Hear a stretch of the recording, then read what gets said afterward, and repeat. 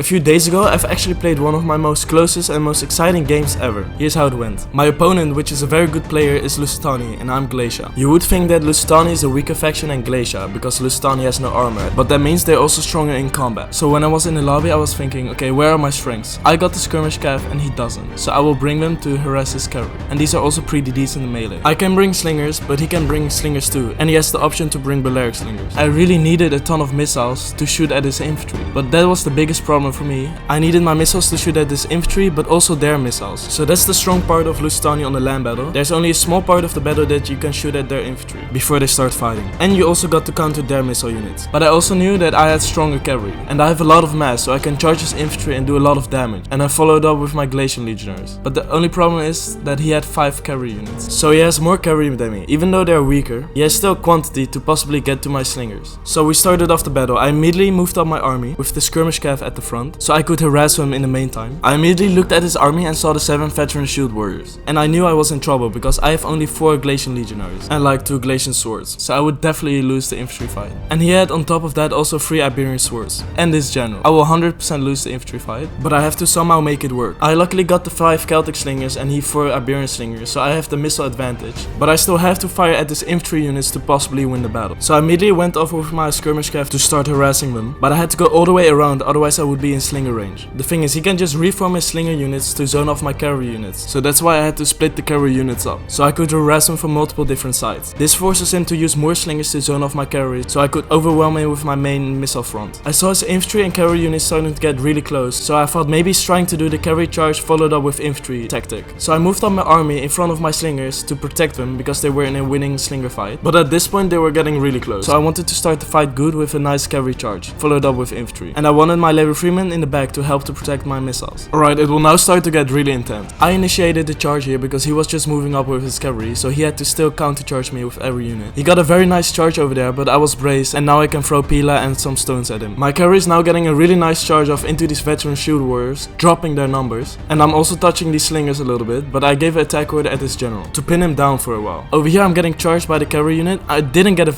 pila volley off, which is very unfortunate, but it's what it is.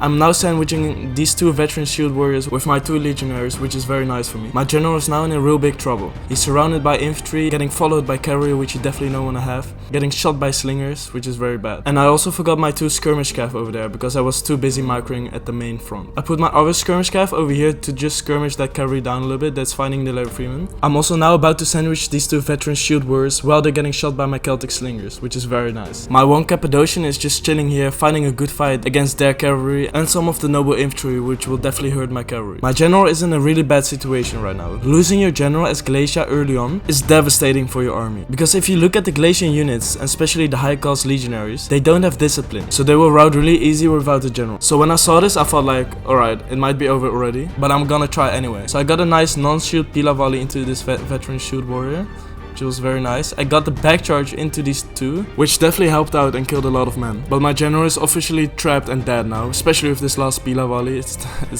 100% dead, and that's very bad for me. My Cappadocian cavalry and my level 3 men are fighting together to quickly beat that 1 cavalry unit. And over here I'm firing a very nice, actually I was firing a very nice shot into the non-shield side of that unit. Okay, there we go. I now switched back. That was needed. I wanted actually to surround him, and I was like, no. I wanted to keep these 2 units alive for the reinforcing Iberian swords, which were used to scare my cavalry away. The balance of power is still dead even. I think he's winning the infantry fight, but I still got all my 5 slingers. I got a very nice charge over there. I can now surround these veterans with my Glacian sword, or I can pin those 2 units over there so they can't touch my slinger. But he's unfortunately now charging my Cappadocians, which will definitely hurt them. But at least I'm breaking these Iberian swords. And this is a real big threat. This is what I was scared about. Their cavalry getting into my archers, but I luckily had that 1 Glacian sword over there, ready to pin them down, and especially that 1 slinger volley definitely helped to slow down the cavalry. And I really needed all his cavalry dead to keep my slingers safe, because they are my last hope to win this battle. Over here I put my Glacian legionary in shield wall, so they will die slower against those nobles and veterans, and so I could shoot at them in the meantime. My Glacian legionary is now fully surrounded. I had to use this level 3 man to try and stop this cavalry unit from getting to my slingers.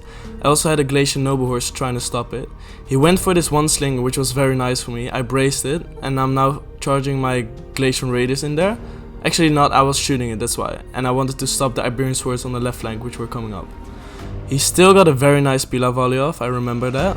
But he also instantly braced against my cavalry unit, which was very frustrating because now I didn't do that much damage against him. My noble horse is unfortunately dying over here, but it did its job, it pinned down the cavalry unit. And my Galatian legionaries are getting shot over there, which is also pretty bad. The battle is slowly turning into Lusitani's favor. My units are dying left and right, and I got 2 veteran shield warriors to deal with over here. I luckily still got that one little Cappadocian unit, which I can use to charge those veterans in the back. But over here I charge my Galatian swords into the Iberian swords so my little cavalry unit can escape and hopefully survive. And I should win that engagement actually, because Galatian swords are stronger than Iberians. The last cavalry unit of Lusitani is breaking, which is great news for my slingers. And over here I got a perfect nice charge into the back of the veteran shield warrior, which was heavily needed. The balance of power is now in Lusitani's favor, so I need to find every little victory that I can find to turn this battle around. And that's what I'm also doing right here. The nobles left my Galatian legionary to get shot, so he could run after my slingers. But that's one big mistake of him, because you never should follow slingers. They would just kite you and shoot you to death. I had to charge in that one cavalry unit to stop him a little bit so I could shoot him, because that was a really big threat for me. I still got 4 of my slingers with decent amount of ammo. This Galatian legionary is still fighting a good fight, actually winning against the Iberian swords, which is actually reasonable because they are low tier, but still they are outnumbered. The Lusitani general broke my little cavalry unit, but he's still trying to catch my archers, which he will never get to. My 2 Galatian swords freed up a little bit, and the balance of power is looking better now.